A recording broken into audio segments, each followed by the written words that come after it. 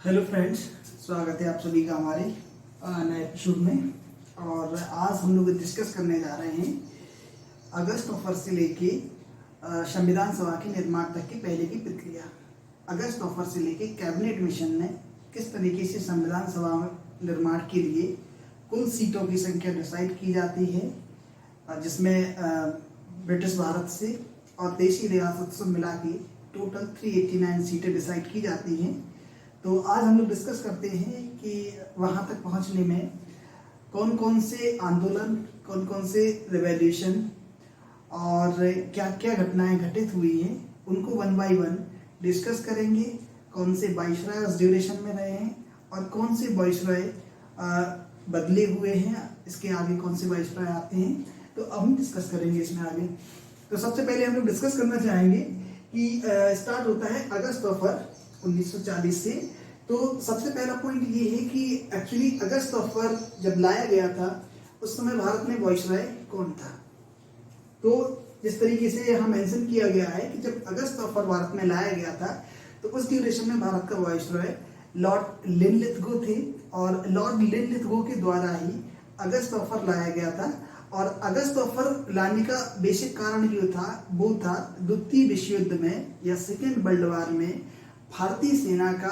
British के साथ लड़ना, या ब्रिटिश भारत का ब्रिटिश के साथ शामिल होके विश्व युद्ध द्वितीय में शामिल होना या विश्व युद्ध द्वितीय में लड़ाई लड़ना। तो ये एक छोटी सी घटना थी अगस्त ऑफर की।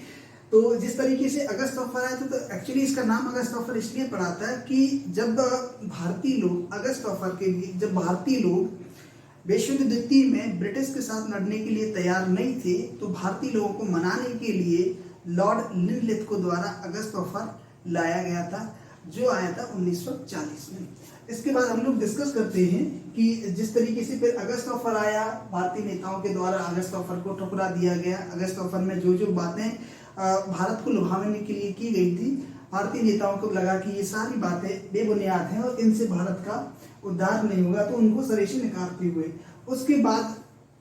जब अगस्त ऑफर का प्रस्ताव भारतीय राष्ट्रीय कांग्रेस या भारतीय नेताओं के द्वारा ठुकरा दिया गया, तो ब्रिटिश प्रधानमंत्री को लगा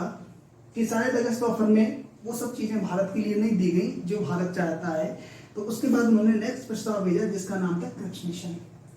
अगस्त ऑफर के बाद अगला आया क्रिप्स मिशन। तो क्रिप्स मिशन एक्चुअली क्रिप्स भारत में वाइसरॉय नहीं थे उस समय, लेकिन क्रिप्स जो है ब्रिटिश संसद द्वारा एक मेंबर के फॉर्म में भेजे गए थे, जिनका नाम था स्टीफर्ड क्रिप्स, जो ब्रिटेन से मार्च 1942 में भारत के लिए रवाना हुए थे और मार्च 1942 में भारत आए हुए थे। तो इस तरीके से क्रिप्स मिशन आता है। तो क्रिप्स मिशन में भी फिर वही होता है कि जो चीजें अगस्त ऑफर में कही गई थी, क्रिप्स मिशन में उनको थोड़ा सा और एडवांस करके भारत के लिए प्रस्तुत किया जाता है, जिसमें भारत को डोमिनियन स्टेट देने की बात की जाती है। और डोमिनियन स्टेट के साथ साथ भारत में जो देसी रियासतें हैं, उन देसी रियासतों को भी आश्वासन दिया जाता है कि यदि आप अखंड भारत में या भारत में शामिल नहीं होना चाहेंगे तो आप अपना संविधान अलग से निर्माण कर सकते हैं, और आपकी संविधान अलग से निर्माण करेंगे। और उसके बाद ब्रिटेन आपको कॉमनवेल्थ में भी शामिल कर लेगा, और अगर आप चाहें तो डायरेक्टली ब्रिटेन से जुड़ सकते हैं। ये क्रिप्स मिशन या स्टीफोर्ड क्रिप्स जी के द्वारा भारत के नेताओं के समक्ष प्रस्ताव प्रस्तुत किया था। पर इस प्रस्ताव में जो एक मेन बात आ रही थी वो ये आ रही थी, या अगस्त ऑफर में जो मेन प्रॉब्लम आ रही थी वो ये आ रही थी कि ये दोनों ही प्रस्ताव में जो भी बातें रखी गई, जो भी तत्व रखे गए प्रस्ताव के तौर पे, वो सब पूर्ण करने के लिए युद्ध तक का इंतजार करना था। वो सारी बातें युद्ध के बाद ब्रिटिश गवर्नमेंट मानने के लिए तैयार थी, लेकिन जिस तरीके से ब्रिटिश गवर्नमेंट का चरित्र था, भारतीय नेताओं को ये यकीन नहीं था कि युद्ध के बाद या विश्व युद्ध द्वितीय समाप्त होने के बाद ब्रिटेन इन सब चीज़ों पर अमल करेगा। तो इस तरीके से क्रिप्स मिशन को भी गांधी जी ने कुछ डिटेड चेक कहते हुए सरे से नकार दिया है। जैसे ही क्रिप्स मिशन जाता है मार्च 1942 में, गांधी जी द्वारा एक नए आंदोलन की शुरुआत के लिए एक प्रस्ताव पारित किया जाता है और एक सभा बुलाई जाती है। क्योंकि ये सभा जो बुलाई जाती है वो बुलाई जाती है वर्धा महाराष्ट्र में। वर्धा महाराष्ट्र में महात्मा गांधी के नेतृत्व में या महात्मा गांधी द्वारा एक सभा बुलाई जाती है जिसमें ये प्रस्ताव बनता है कि इस समय ब्रिटेन की स्थिति खराब है और यदि हम इस स्थिति का फायदा उठाते हुए ब्रिटिश गवर्नमेंट के खिलाफ एक आंदोलन छेड़ते हैं जिसका नाम है भारत छोड़ो आंदोलन या क्विट इंडिया मूवमेंट, तो हो सकता है कि 1857 की क्रांति की तरह ये आंदोलन भी एक बड़े स्तर पर हो जाए और हो सकता है कि आज़ादी के लिए ये हमारा सबसे मजबूत कदम साबित हो। तो इसी का प्रस्ताव रखते हुए महात्मा गांधी जी द्वारा वर्धा महाराष्ट्र में जुलाई 1942 में कांग्रेस के समक्ष या कांग्रेसियों ने प्रस्ताव रखा। चूंकि प्रस्ताव के बाद भारत के एक और कांग्रेस के नेता थे जिनका नाम था सी राजगोपालचारी, जिनकी जब भारत को स्वतंत्रता मिलती है तो उसके बाद इनका बड़ा योगदान भारत की राष्ट्रीय कांग्रेस के साथ देखा जाता है या भारत के सिस्टम को, भारत की सरकार को चलाने में देखा जाता है। तो सी राजगोपालचारी को ये जो गांधी जी द्वारा प्रस्ताव रखा गया था भारत छोड़ो आंदोलन का या एक जो आंदोलन शुरुआत करना चाह रहे थे वो पसंद नहीं आया, क्योंकि सी राजगोपालचारी को ये डर था कि इस समय ब्रिटेन की स्थिति खराब है और जैसे तैसे करके हमने ब्रिटिशर्स को भारत से भगा दिया, तो द्वितीय विश्व युद्ध का समय है, क्या गारंटी है कि जापान या जर्मनी भारत पर हमला ना करे। तो फिर फायदा क्या हुआ, ब्रिटेन जाएगा, जापान आएगा, हम तो गुलाम की गुलाम ही रहेंगे। तो उनका मानना ये था कि जिस तरीके से ब्रिटेन हमें प्रस्ताव या ऑफर पे ऑफर दे रहा है तो हमें ब्रिटेन का साथ देना चाहिए और ब्रिटेन से एक आधिकारिक रूप से वार्ता करके स्वतंत्रता के लिए मांग करनी चाहिए और संविधान सभा के गठन की भी बात करनी चाहिए। तो इस तरीके से ये भारत छोड़ो आंदोलन के समय ही सी राजगोपालचारी द्वारा कांग्रेस से त्याग पत्र दे दिया जाता है और कांग्रेस को वो छोड़ देते हैं। पर गांधी जी को ये पता था कि ये ही समय है जब हम ब्रिटिशर्स को